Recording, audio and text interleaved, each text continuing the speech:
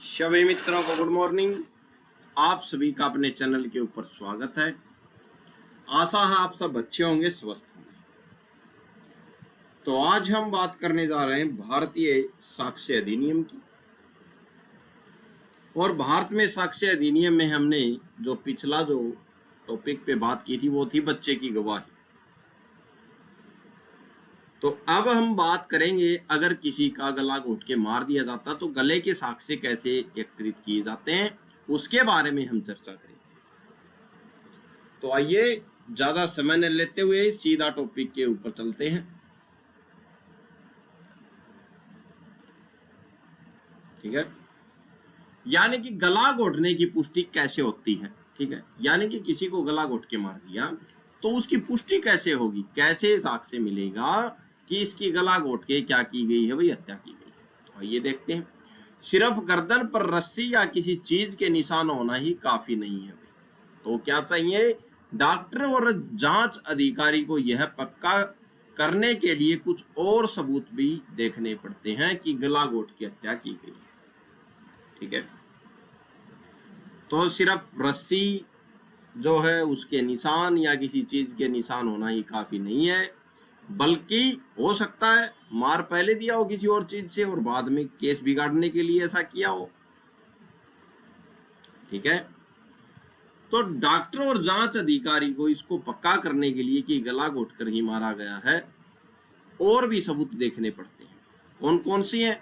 बात नंबर 1 है अंदरूनी चोट, यानी कि अंदर की चोटें। भाई गर्दन के अंदर के ऊतकों में चोट के निशान हैं या नहीं, ये डॉक्टर साहब देखते हैं। ठीक है, यानी कि गर्दन के जो ऊतक जो है इसके अंदर के, उसमें चोट के निशान है या नहीं है।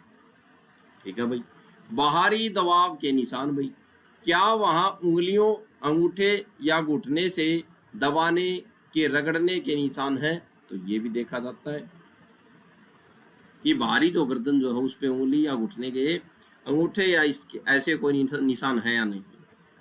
दम घुटने के लक्षण, तो अगर गला घोट के मारा गया तो दम घुटने के लक्षण क्या होते हैं, आइए वो देखते हैं कि कैसे पता चले कि गला घोट के ही मारा गया। तो दम घुटने के लक्षण क्या हैं? क्या शरीर पर वे निशान मौजूद हैं जो दम घुटने से मृत्यु होने पर दिखते हैं। ठीक है, तो ये निशान देखे जाएंगे शरीर पर कि क्या निशान शरीर पर मौजूद हैं जो दम घुटने से मृत्यु होने पर दिखते हैं। कौन कौन से निशान? जैसे आंखों के अंदर छोटी रक्त वाहिनियों का फटना, जैसे छोटी रक्त वाहिनियां हैं आंखों के अंदर, ये लाल लाल। ठीक है, तो ये क्या हो जाती है, जब गला दबता है तब दम घुटने से जब मृत्यु होती है तो ये फट जाती है। ठीक है, तो इन पर भी डॉक्टर साहब क्या करते हैं, देखते हैं ये हुआ है या नहीं हुआ है। मतलब अदालत सिर्फ बाहरी निशान देखकर फैसला नहीं करती, उसे मेडिकल रिपोर्ट में ये अंदरूनी सबूत भी चाहिए कि गला घुटा है, गला घोट के ही मारा गया। ठीक है, ये हमने गला घोटने के बारे में जो जो साक्ष्य हमको चाहिए उनके बारे में चर्चा की। अब बात करते हैं झूठी गवाही और संदेह का लाभ किसको मिलेगा। अगर किसी ने झूठी गवाही दे दी तो जो संदेह का जो लाभ जो हो किसे मिलेगा, संदेह के लाभ का नियम क्या है, बेनिफिट ऑफ डाउट। आइए देखते हैं। असंभव तरीका, भाई अगर बच्चे कह रहे हैं कि पिता ने मां का गला घोटा, ठीक है, लेकिन जिस तरीके या स्टाइल से गला घोटने की बात कही गई है वह शारीरिक रूप से मुमकिन ही नहीं, तो बच्चों के बयान पर शक पैदा हो जाता है। अब बात वही चल रही है बच्चों के बयानों की, बच्चों की गवाही की, बच्चे की गवाही की। अगर बच्चा बोलता है कि मेरी माँ जो थी इसको पिताजी ने क्या है गला घोट के मारा, ठीक है भाई, और जिस तरीके से गला घोटने ये बच्चे स्टाइल बता रहे हैं कि ऐसे ऐसे पकड़ के ऐसे ऐसे गला घोट के मारा गया, वह शारीरिक रूप से मुमकिन नहीं है, नामुमकिन है। ठीक है, तो बच्चे की गवाही पर शक पैदा हो जाता है, इस बात का ध्यान रखना। और संदेह पैदा हो गया तो फायदा किसको मिलेगा? आरोपी को मिलेगा। बात नंबर 2, गवाहों की विश्वसनीयता। क्या है गवाहों की विश्वसनीयता? अगर केस में कुछ आरोपी ऐसे हैं जिनके खिलाफ गवाह झूठ बोल रहा है तो कोर्ट उन्हें संदेह का लाभ देकर छोड़ सकती है, इस बात का ध्यान रखना। ठीक है, तो उनको लाभ मिल जाएगा, संदेह का लाभ देकर उनको छोड़ दिया जाएगा। सबके लिए अलग नियम है। एक आरोपी के छूट जाने का मतलब यह नहीं है कि बाकी सभी आरोपी भी छूट जाएंगे। अब ऐसे मान लो 5 व्यक्तियों ने मिलके, 3 व्यक्तियों ने मिलके एक महिला को मार दिया या किसी व्यक्ति को मार दिया, वहां पे बच्चे खड़े खड़े देख रहे थे और उन्होंने बोला कि गला घोट के मारा है। ठीक है, और एक के प्रति जो है इन 5 में से, इन 3 आरोपियों में से एक के प्रति बच्चे डाउटफुल है। ठीक है, तो उसको क्या मिलेगा? संदेह का लाभ मिलेगा। एक आरोपी के छूट जाने का मतलब यह नहीं है कि बाकी सभी आरोपी भी छूट जाएं। अगर बाकी अभियुक्तों के खिलाफ सबूत पक्के हैं, वे मेडिकल रिपोर्ट चिकित्सीय साक्ष्य से मेल खाते हैं और विश्वसनीय हैं, तो उन्हें सजा जरूर होगी, इस बात को ध्यान रखना। ठीक है, यानी कि 3 ने मारा और एक बाहर खड़ा था, ऐसे मान लो, तो बच्चे बोल रहे हैं इन्होंने मारा था, ये खुद नहीं मारा, ये तो अंदर था ही नहीं। कानून का सिद्धांत है कि झूठा साक्ष्य एक व्यक्ति को बचा सकता है, लेकिन वह पूरे केस को कमजोर नहीं करता। अगर बाकी आरोपियों के खिलाफ ठोस और सच सबूत है तो वे अपनी सजा से नहीं बच सकते भाई, इस बात को ध्यान रखना। अगर झूठी गवाही दे दी है, ठीक है, ये नहीं है कि सभी गए बच। ठीक है, अगर एक के प्रति झूठी गवाही दी है तो वो एक ही बचेगा, ये नहीं कि सभी गए बच। ठीक है, आइए आगे चर्चा करते हैं, क्योंकि मेडिकल रिपोर्टें भी बोलती हैं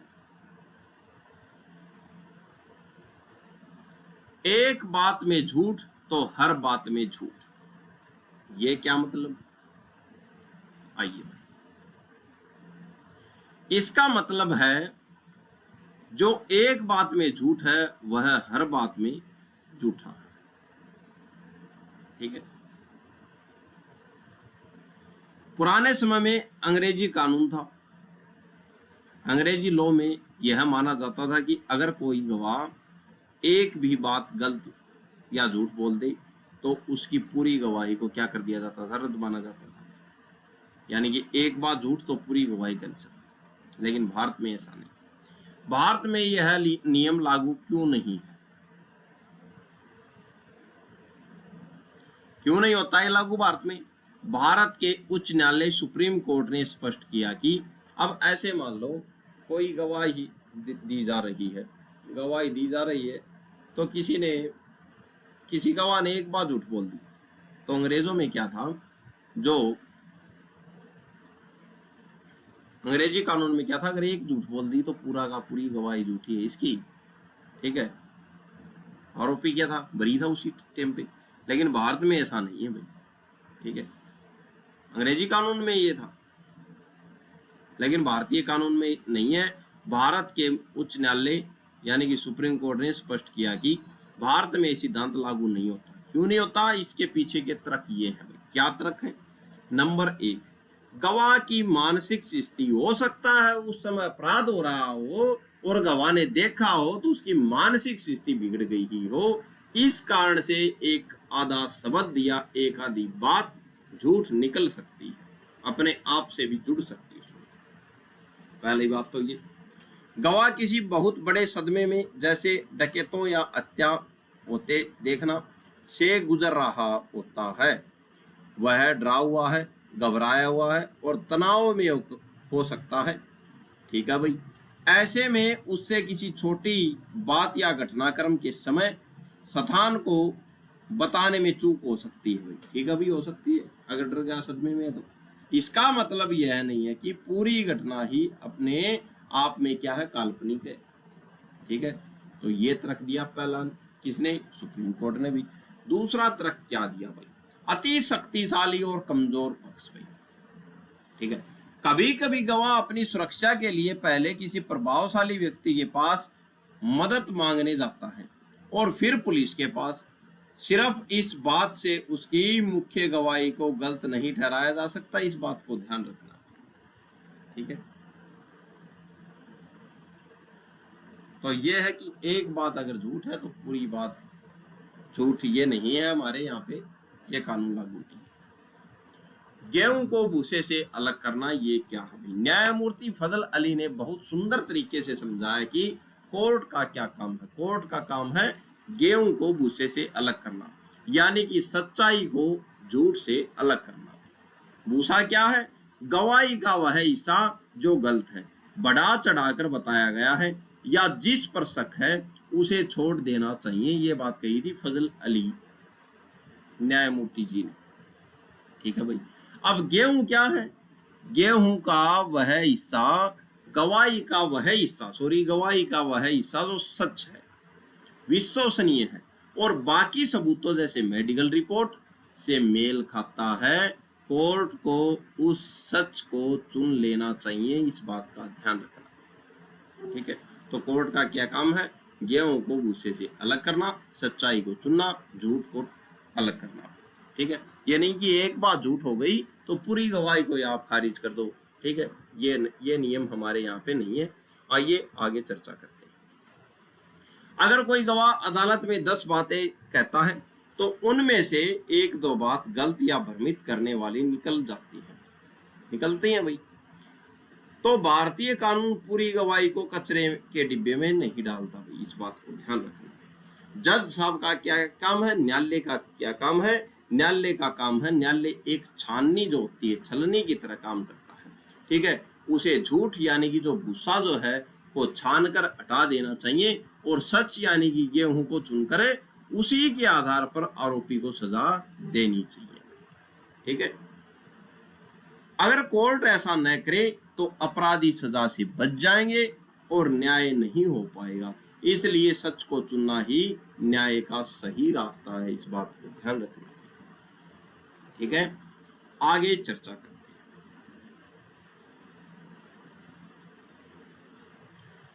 हैं। गवाहों की विश्वसनीयता और कोर्ट का नजरिया क्या है? आइए देखते हैं, 1 मिनट का समय लगेगा।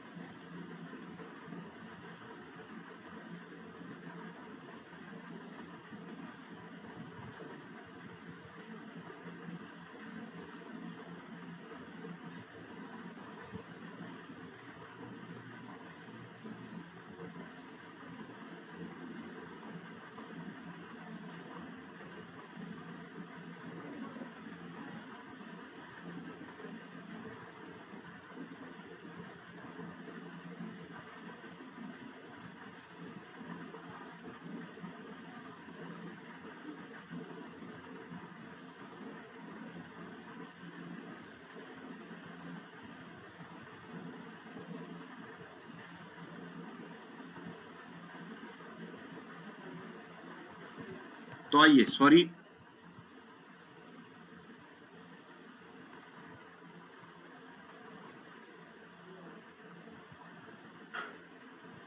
तो इसमें ये जो बात है, एक बात में झूठ, एक बात में झूठ तो क्या है?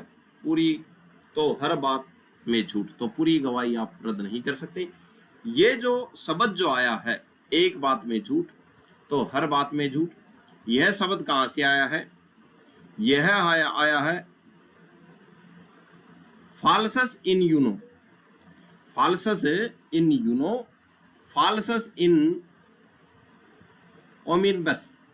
ठीक है, तो फाल्सस इन यूनो, फाल्सस इन ओमिनबस, ये एक लैटिन शब्द है जिसका अर्थ क्या है? जो एक बात में झूठ वह हर बात में झूठ। ठीक है, तो ये नहीं है कि एक अगर बात झूठ निकल गई तो पूरी गवाही को ही खारिज कर दूं। आइए आगे चर्चा करते हैं। गवाहों की विश्वसनीयता और कोर्ट का नजरिया क्या हो, आइए देखते हैं। छोटी गलतियों का मतलब झूठ नहीं होता, इस बात को ध्यान रखना। अगर किसी से कोई छोटी गलती हो गई है तो वो झूठ नहीं है। सुप्रीम कोर्ट ने कहा कि गवाह द्वारा बनाई गई छोटी बातों का कोई खास महत्व नहीं होता, ठीक है। तो छोटी बात जो है, छोटी गलतियां कभी झूठ नहीं होती। गवाहों द्वारा बताई गई छोटी बात का कोई खास महत्व नहीं होता, ठीक है। आइए देखते हैं भाई, पहचान का विवरण। भाई अगर गवाह ने यह नहीं बताया कि अपराधी सेना का जवान है तो इससे केस पर असर नहीं पड़ता, इस बात को ध्यान रखना, ठीक है।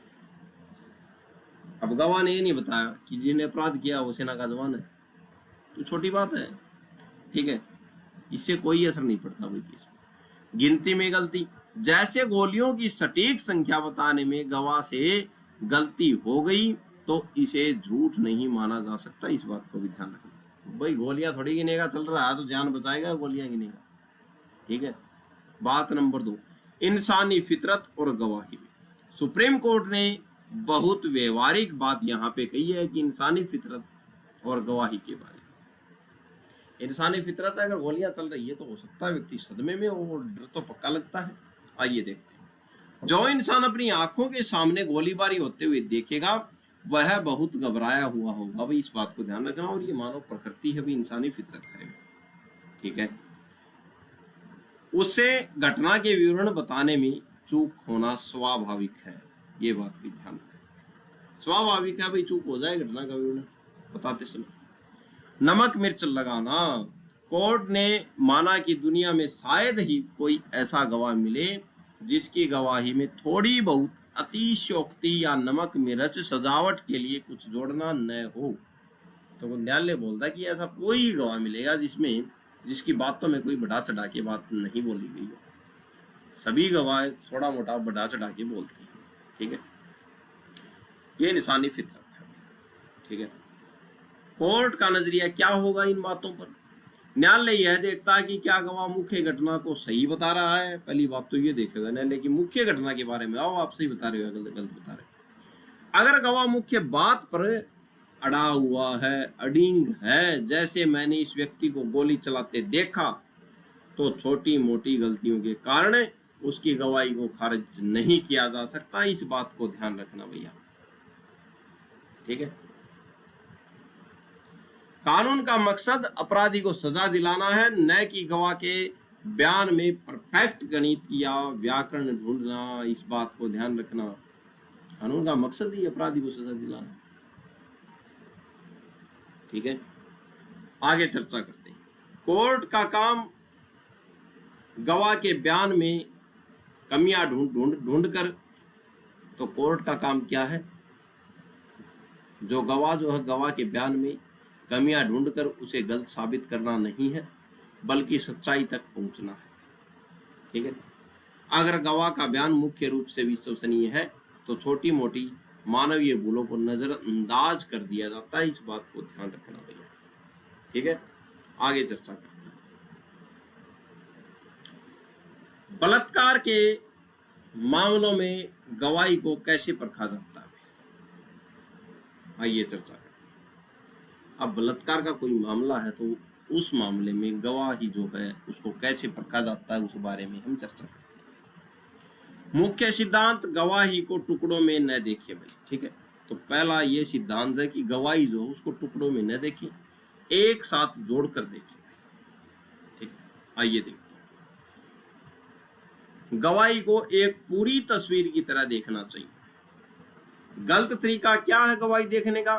अगर गवाह ने 10 बातें कही और उसमें से एक बात थोड़ी अलग या गलत लग रही है तो पूरी गवाही को झूठ मान लेना गलत है, इस बात को ध्यान रखना है, ठीक है। तो ये गलत तरीका है भाई गवाही को देखने का, कि एक बात झूठ हो गई तो आप पूरी गवाही को गलत थोड़ी मान सकते हैं, हो सकता है एक बात जुड़ भी गई हो। सही तरीका क्या है? सही तरीका ये है, गेहूं और भूसे की तरह सच और झूठ को अलग करना चाहिए अदालत को। यदि गवाही का एक बड़ा हिस्सा सच और विश्वसनीय है तो छोटी मोटी गलतियों के कारण पूरे केस को खारिज नहीं किया जा सकता, इस बात को ध्यान रखना। ठीक है, केस देखते हैं। स्टेट ऑफ यूपी बनाम छोटे लाल का केस था। मामला क्या था? आंतरिक चोटों का न होना। यह जरूरी नहीं है कि जज साहब ने इस मामले में क्या बात कही। स्टेट ऑफ यूपी बनाम छोटे लाल का केस।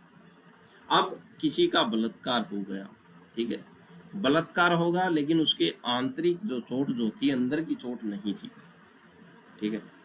अब वकील साहब बोले कि ये अंदर, डिफेंस की वकील साहब बोले कि अंदर जो है आंतरिक चोट है ही नहीं कोई, तो बलात्कार नहीं हुआ, ठीक है।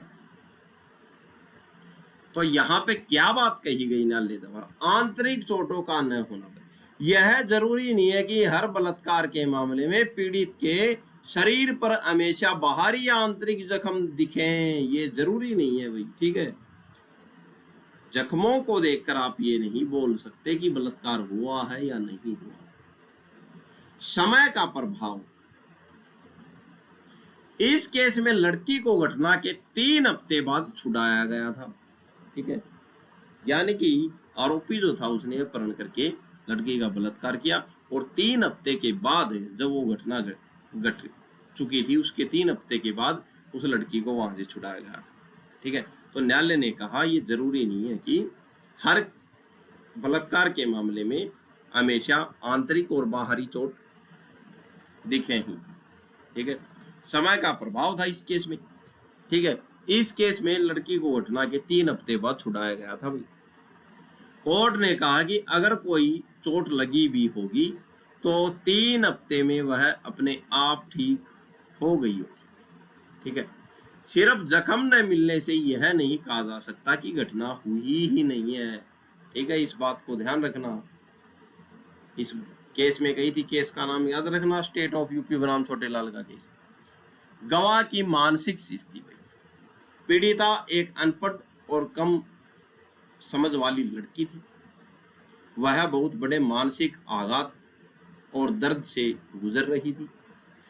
ऐसी स्थिति में उससे यह उम्मीद करना कि वह हर छोटी घटना को बिल्कुल सही तरीके से या क्रमवार बता पाएगी गलत है, ठीक है। तो कैसे बता पाएगी? इतनी 3 हफ्तों तक उसको क्या रखा, बंदी बना के रखा और उसके साथ बलात्कार किया, ठीक है।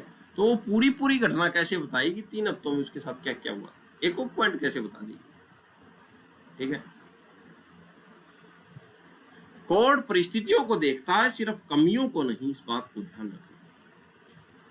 अन्य महत्वपूर्ण बातें देखते हैं। एफआईआर में देरी। अगर किसी लड़की ने सदमे या समाज के डर से रिपोर्ट दर्ज कराने में देरी की है तो सिर्फ इस देरी के आधार पर उसकी पूरी शिकायत को झूठा नहीं माना जा सकता। कोर्ट पीड़िता की मनोदशा को समझती है, इस बात को ध्यान रखना, ठीक है। बढ़ाकर बताना। अगर पीड़िता ने डर या गुस्से में कोई बात थोड़ी बढ़ा चढ़ाकर भी कही है तो भी वह पूरी तरह से अविश्वसनीय नहीं हो सकती, ठीक है। तो अगर बढ़ा चढ़ा के बात बोल दी तो बोल दी, ये पूरी तरह से अविश्वसनीय थोड़ी है। कोर्ट उसका वह हिस्सा स्वीकार करता है जो सच के करीब और विश्वसनीय है। तो कोर्ट तो वो सच्चाई निकालेगा, उसको पता है कि ये गलत है, ठीक है। उस सच्चाई जो है वो छाननी जो है, छन्नी में हमने देखा था भूसे से गेहूं को अलग करना। तो अगर बढ़ा चढ़ा के बातें की जो सच्चाई जो घटना की उसको निकालेगा, वो विश्वसनीय बात है, ठीक है। छोटी गलतियां स्वाभाविक है। घबराहट, डर, आघात और अनपढ़ता के कारण नाम, समय, स्थान या घटना के क्रम में थोड़ी उलझन होना स्वाभाविक भी हो जाती है। टाइम का भी हो जाता है। ये पूछ रहे किस टाइम पे तेरे साथ ये हुआ था, स्थान कौन सा था, अब वो वहां पे गई ही नहीं है पहले, तो कैसे बताएगी स्थान कैसा था। इसे झूठ का सबूत नहीं माना जा सकता, इस बात को ध्यान रखना, ठीक है। स्टेट ऑफ यूपी बनाम छोटेलाल का केस, लड़की के साथ बलात्कार किया गया, उसे 3 हफ्ते बाद छुड़ाया गया, मेडिकल जांच में कोई आंतरिक चोट नहीं मिली। कोर्ट ने कहा सिर्फ चोट न मिलने से यह साबित नहीं होता कि बलात्कार नहीं हुआ। ठीक है, बलात्कार तो हुआ हो, ठीक है, तो ये कैसे मान लेंगे आपकी चोट नहीं मिली है तो बलात्कार नहीं हुआ। 3 हफ्ते का समय बता रखा है इसमें, ठीक है, कि 3 हफ्ते बाद छुड़ाएगा तो लड़की को, तो चोट सही भी हो गई होगी।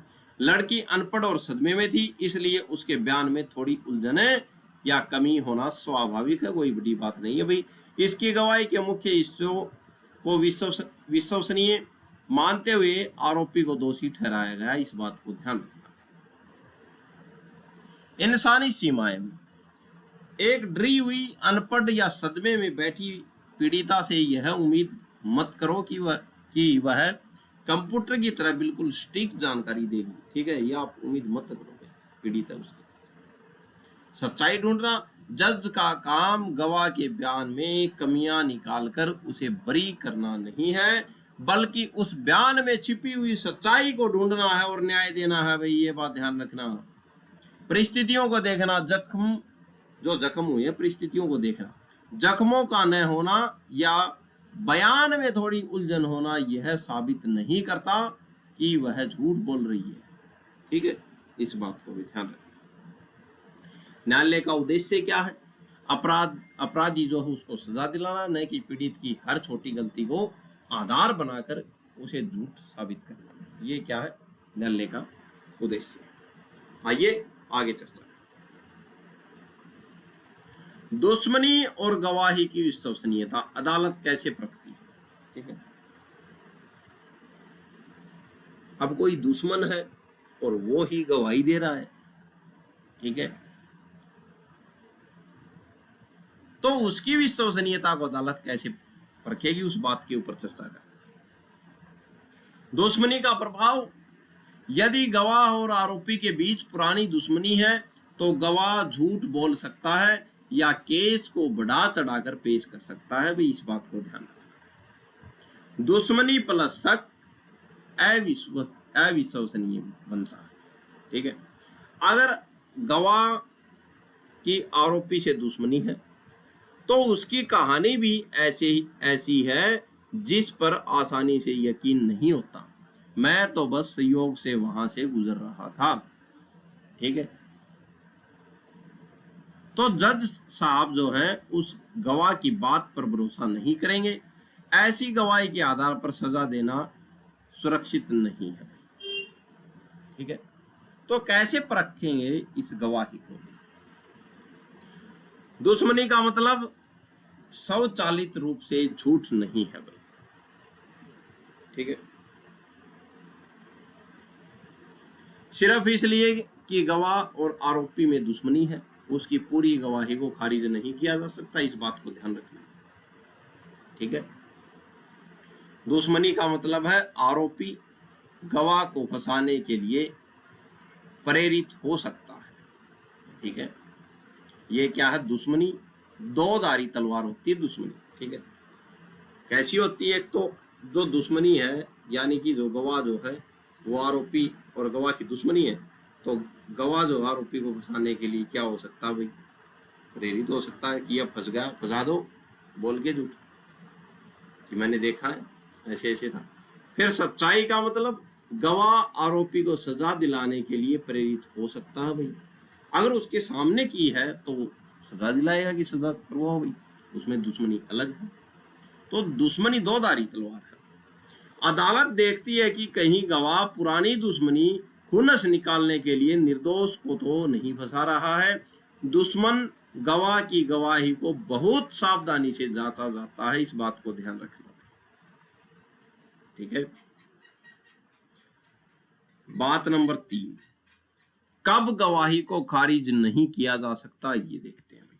जो दुश्मनी गवाही जो है उसको कब खारिज नहीं किया जा सकता? अगर कोई गवाह ऐसा है जिससे आरोपी की कोई निजी दुश्मनी नहीं है, ठीक है, जिसकी गवाही का लॉजिक सही बैठता है, जैसे पेट्रोल पंप से रिक्शा भाड़े पर लेना, ठीक है, तो उसकी गवाही को इस आधार पर खारिज नहीं किया जा सकता कि उसने पुलिस को बयान देने में कुछ दिन की देरी की, उसका नाम एफआईआर में नहीं था, या पुलिस कोई स्वतंत्र गवाह जैसे पड़ोसी नहीं ला सकी। ठीक है, तो गवाही खारिज नहीं होगी, जिससे आरोपी की कोई निजी दुश्मनी नहीं है। ठीक है, जिसकी गवाही का लॉजिक सही बैठता है। उदाहरण देखते हैं। गवाह पेट्रोल पंप कर्मचारी ने बताया कि आरोपी ने उसके पंप से रिक्शा भाड़े पर लिया।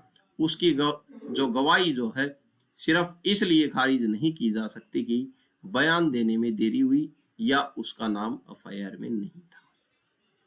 ठीक है, जज साहब का क्या काम है भाई दुश्मनी गवाही। यदि गवाह दुश्मन है तो उसे आंख मूंद कर विश्वास नहीं किया जा सकता, इस बात को ध्यान रखना। उसके बयान की हर छोटी बात को तोला जाएगा। बात नंबर 2, विश्वसनीयता। अगर गवाह का बयान प्रथम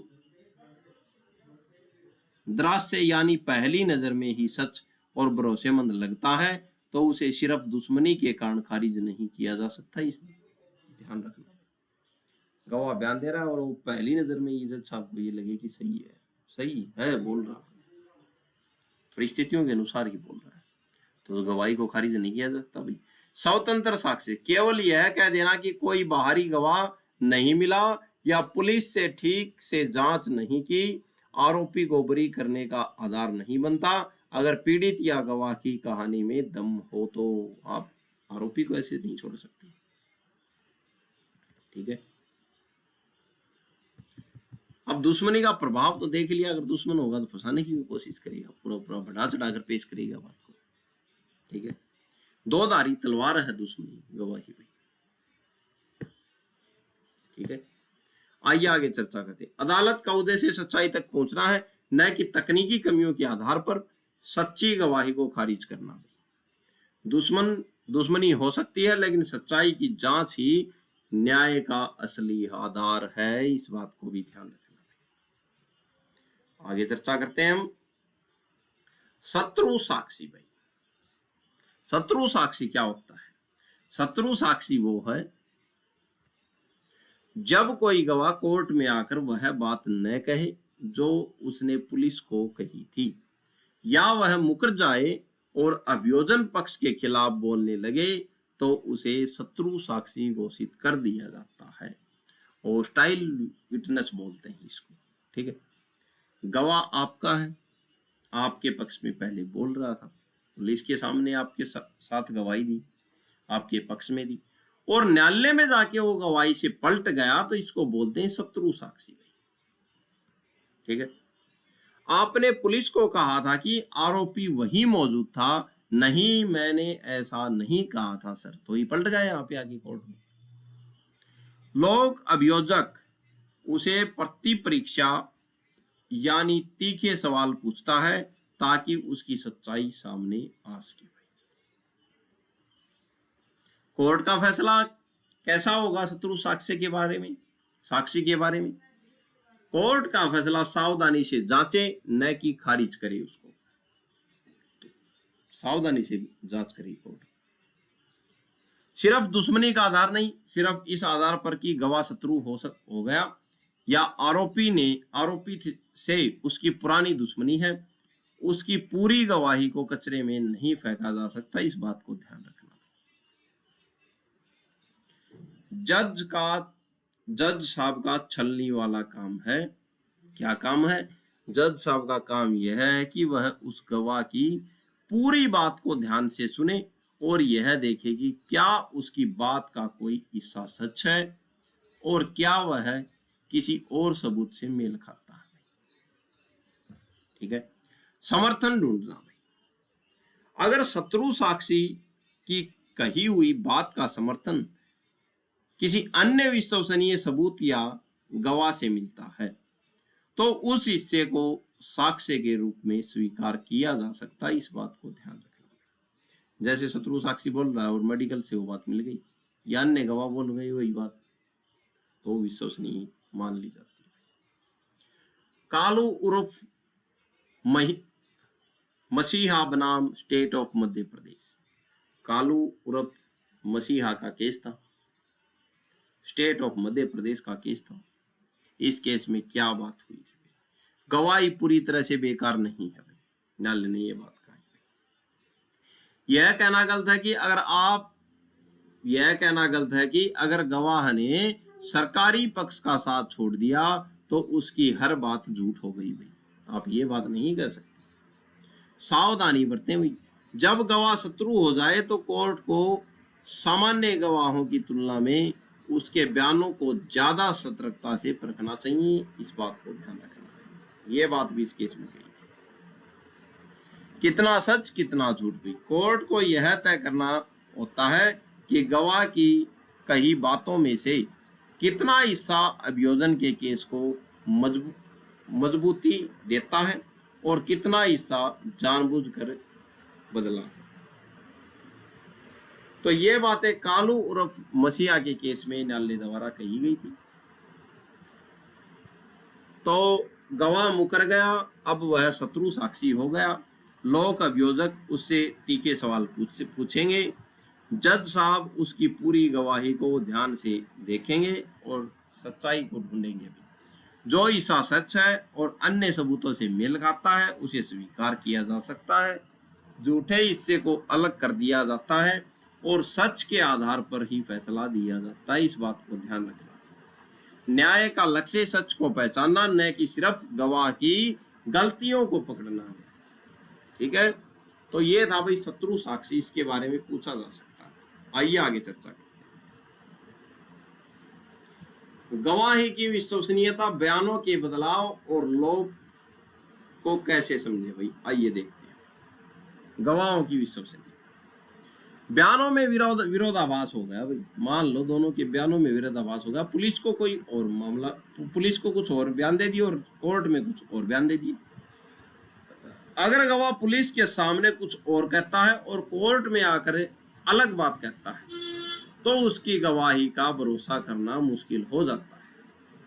ठीक है भाई, कोर्ट मान लेती है कि गवाह अपनी बात से मुकर रहा है या झूठ बोल रहा है, इसलिए उसकी गवाही खारिज की जा सकती है भाई। ठीक है,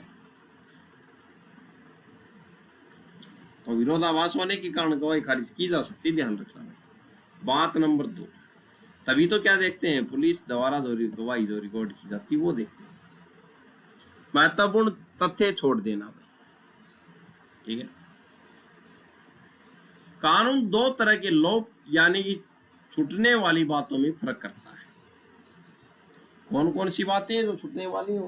पहली है गंभीर लोप, घटना का कोई मुख्य हिस्सा जैसे हमलावर का नाम पुलिस को पहले नहीं बताया लेकिन कोर्ट में अचानक नाम ले लिया। ठीक है भाई, यानी कि गवाह जो उसने पहले पुलिस को नहीं बताया कि कौन था आरोपी, लेकिन बाद में कोर्ट में बोल दिया कि ये था। यह सिर्फ बात बढ़ाना नहीं बल्कि साबित करता है कि गवाह ने पहले जानबूझकर नाम छुपाया था। इस स्थिति में गवाह की विश्वसनीयता खत्म हो जाती है, इस बात को ध्यान रखना, विश्वास लायक नहीं रहता भाई। ठीक है भाई, साधारण लोप भाई, ये तो था गंभीर लोप किया है इसने। ठीक है, अब बात करते हैं साधारण लोप की। कुछ छोटी बातें अगर एफआईआर या पुलिस बयान में छूट जाए तो केस खराब नहीं होता। तो गंभीर लोप होगा तो गवाही क्या विश्वसनीय नहीं है गवाह, और अगर छोटा मोटा लोप हो गया, साधारण लोप हो गया तो क्या केस खराब नहीं होता भाई। उदाहरण, इस्तेमाल किए गए हथियार या विवरण बड़ी छड़ी की जगह उसे छड़ी लिखना भाई, यानी कि ये हथियार कोई छड़ी थी, बड़ी छड़ी, उस बड़ी छड़ी से किसी को मारा गया था लेकिन वहां पे लिखवा दिया एफआईआर में कि छड़ी थी भाई। ठीक है, तो ये साधारण लोप है भाई, छूट गया होगा, कोई बड़ी बात नहीं। हमलावरों की संख्या में मामूली फर्क। ठीक है, अब हमलावर जो थे बड़ी, ये नहीं पता, ये भी हो जाता कई बार 3 थे या 4 थे, तो इनमें भी फर्क हो जाता, कोई बड़ी बात नहीं। कोर्ट इसे अविश्वसनीय नहीं मानती क्योंकि इंसान तनाव में छोटी बातें भूल सकता है, इस बात को ध्यान रखना। ठीक है, एकमात्र साक्षी का मामला, अगर किसी मामले में कोई एकमात्र साक्षी है तो क्या? अगर केस में सिर्फ एक ही गवाह है तो उसके बयानों के प्रति कोर्ट बहुत सख्त होता है। अगर वह मुख्य घटना का सबसे जरूरी हिस्सा, जैसे किसने मारा, पुलिस को पहले नहीं बताता और बाद में कोर्ट में बताता है, तो उसका केस संदेह के घेरे में आ जाता है। अब पुलिस को तो नहीं बताया कि फलाने ने मारा इसको, लेकिन कोर्ट में आके बता दिया, तो तूने यहाँ पे कैसे बता दिया, पहले तेरे को पता नहीं था। इसका मतलब तू किसी को फंसा रहा है, तो संदेह के घेरे में आ गया पूरा केस। ऐसे आरोपी को संदेह का लाभ मिलना आसान हो जाता है। अब आरोपी उसको संदेह का लाभ मिलेगा, ये पहले क्यों नहीं बताया किसने मारा। जज साहब को कैसे फैसला करना चाहिए भाई ऐसे मामलों में? तुलना करें भाई पुलिस बयान और कोर्ट बयान को आमने सामने रखकर तुलना करें। ठीक है भाई, कौन करेंगे? जज साहब करेंगे। अंतर देखेंगे। अगर अंतर मुख्य घटना किसने मारा, क्या हुआ को लेकर है, तो गवाह झूठा है। अगर अंतर छोटी मोटी सजावट या विवरण, जैसे हथियारों की डिटेल, कितनी बार वार किया गया को लेकर है, तो इसे नजरअंदाज करेंगे। ये बात ध्यान रखना, ठीक है। अगर अंतर छोटी मोटी बातों का है तो वो नजरअंदाज कर दी जाएगी। गंभीरता समझे। अगर गवाह ने पुलिस को नाम नहीं बताया और कोर्ट में सीधे नाम ले लिया कि फलाने ने मारा, इसको तो ये गंभीर लोग है, इसे सबूत नहीं माना जा सकता। इस बात को ध्यान रखना, क्योंकि घेरे में आ गया, वो पहले क्यों नहीं बताया तुमने।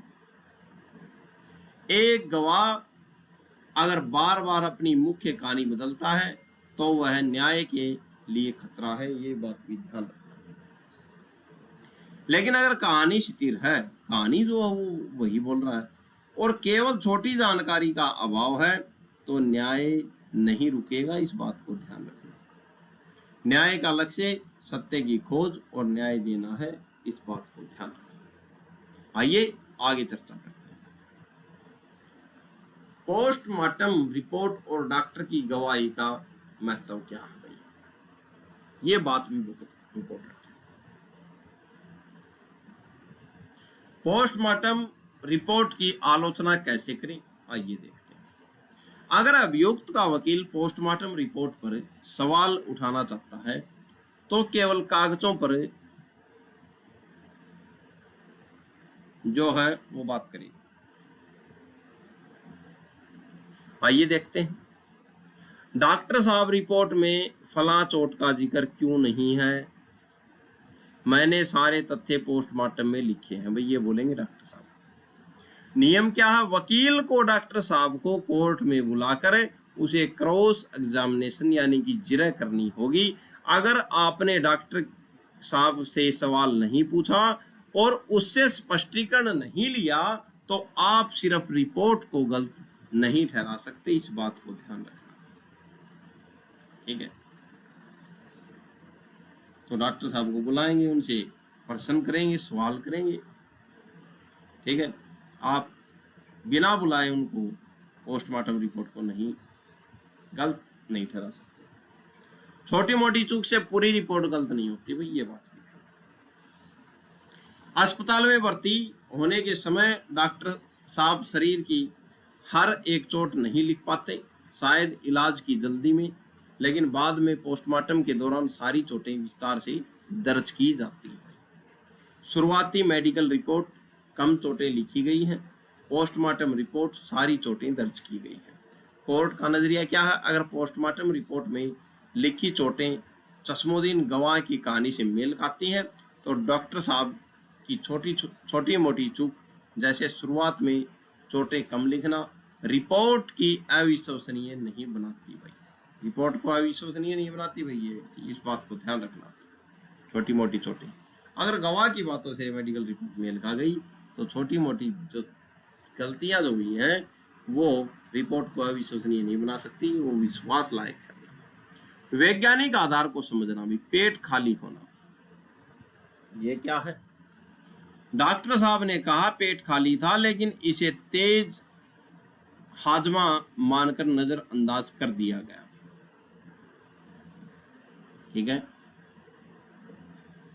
पोस्टमार्टम निष्कर्ष क्या निकला? पेट खाली पाया गया। संभावित कारण तेज हाजमा या घटना के बाद समय बीतना भाई।